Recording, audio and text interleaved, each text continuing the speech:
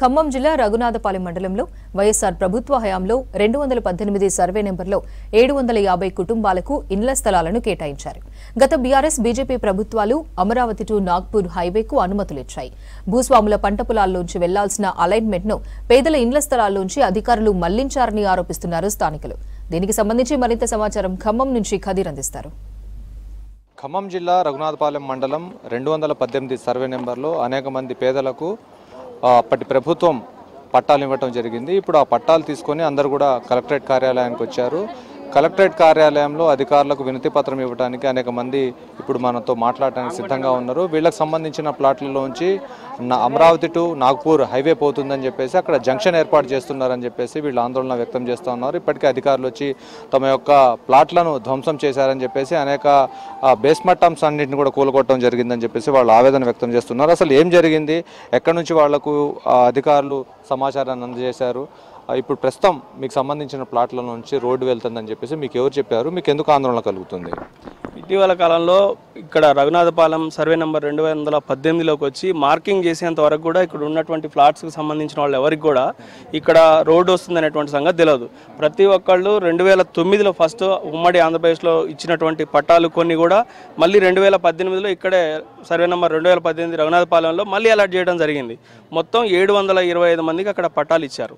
పట్టాలు ఇస్తే water facility కూడా లేదు. వాటర్ ఫెసిలిటీ లేని టైంలోనే వాటర్ ట్యాంకుల ద్వారా బయట నుంచి ప్రైవేట్ వాటర్ ట్యాంకుల నుంచి నీళ్లు కొనుక్కొని మరి ఒక్కొక్కరు 1,00,000 పైనే ఖర్చు పెట్టుకొని బేస్మట్టాలు కూడా కట్టేసుకున్నారు.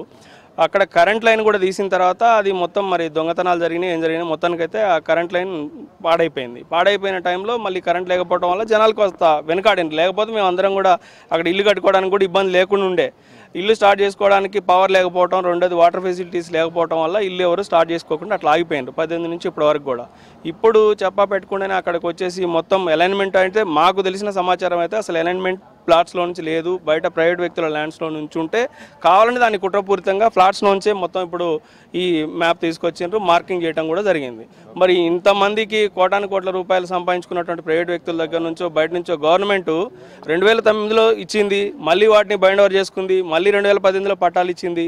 ఈ పట్టాలన్నింటినీ కూడా మళ్ళీ లేవు పొమ్మని అంటే ఇప్పుడు ఇంతమంది డబ్బులు ఉండి లేక ఒక్కొక్కళ్ళు తిని తిప్పలబడి 1,00,000 రూపాయలు పెట్టి బేస్మట్టాలు కట్టుకొని ఉంటే ఇండ్లు ఇవ్వాల్సినటువంటి ప్రభుత్వం, మరి గౌరవ మంత్రి గారు కూడా ఇక్కడనే ఉండి గృహ నిర్మాణ శాఖ మంత్రి గారు, మరి వారైనా వీళ్ళ మీద దయ చూపాలా.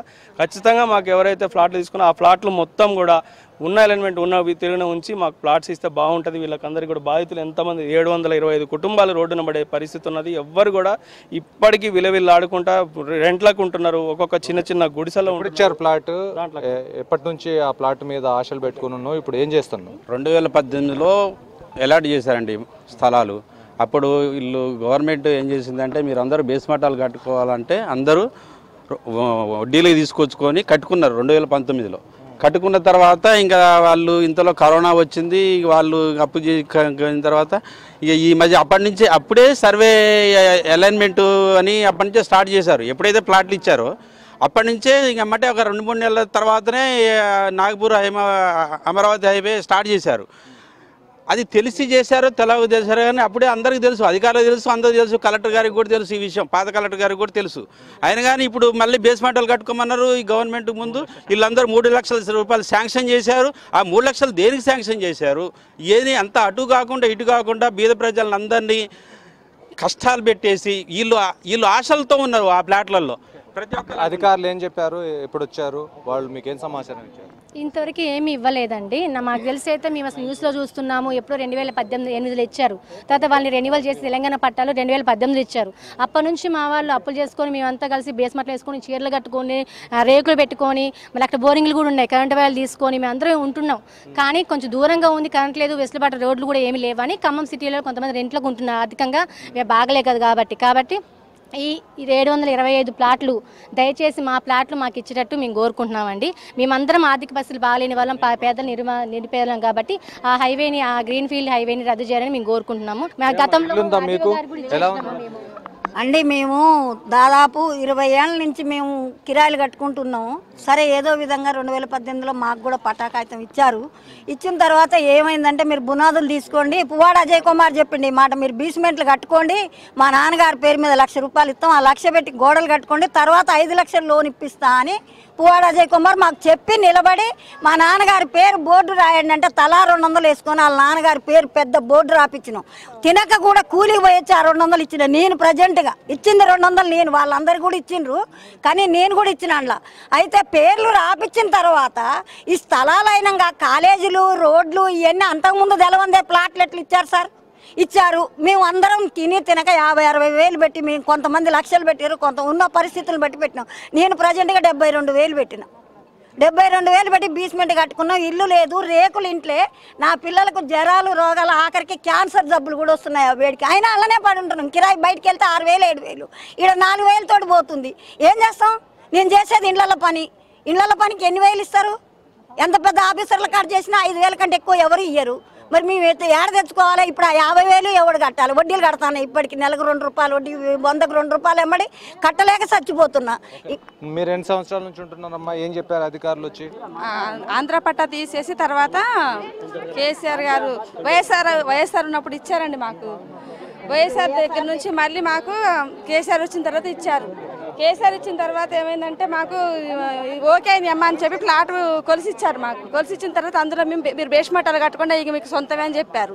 చెప్తే 60,000-70,000 పెట్టి మేము అప్పట్లో బేస్మట్టం కట్టుకున్నాం. కట్టుకున్న తర్వాత ఇంక అందరూ బీదోళ్ళమే పని చేసుకుంటే బతికేవాళ్ళం కాబట్టి లోన్లు వస్తాయనంటే మేము నీళ్ళు లేవు, కరెంట్ లేదు కాబట్టి ఆ లోన్ల కోసం కేవలం ఎదురు చూసుకుంటే చిన్న చిన్న రూములలో రెంట్ కుండుకుంటా కష్టపడి పని చేసుకుంటే ఆ రెంట్లు కట్టుకుంటున్నాం.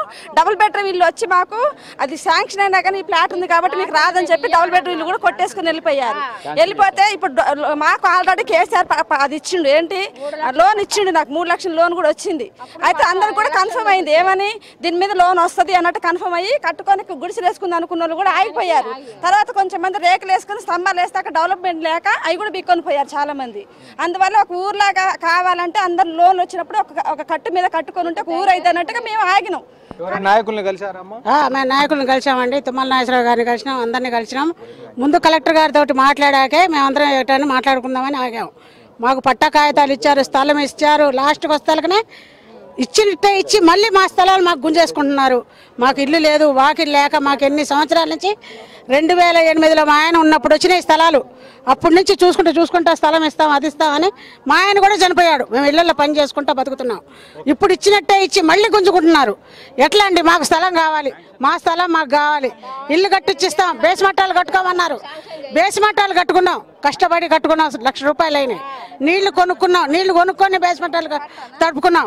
మాకు మొత్తంగా ఏదైతే అలైన్మెంట్ అని చెప్పేసి అంటున్నారో ఆ అలైన్మెంట్ ని ఖచ్చితంగా మార్చాలి. పేద వర్గాలు ఉన్నారో వాళ్ళకి ఖచ్చితంగా కేటాయించిన ప్లాట్లు ఏదైతే ఉన్నాయో వాటిని కొనసాగించాలి. ఎవరైతే అగ్రవర్ణాలు భూస్వాములు ఉన్నారో వాళ్ళ పొలాల్లోంచి వెళ్లాల్సిన అలైన్మెంట్ ని వీళ్ళ ప్లాట్లలోంచి మార్చారని చెప్పేసి వాళ్ళు ఆరోపిస్తున్న పరిస్థితి ఉంది.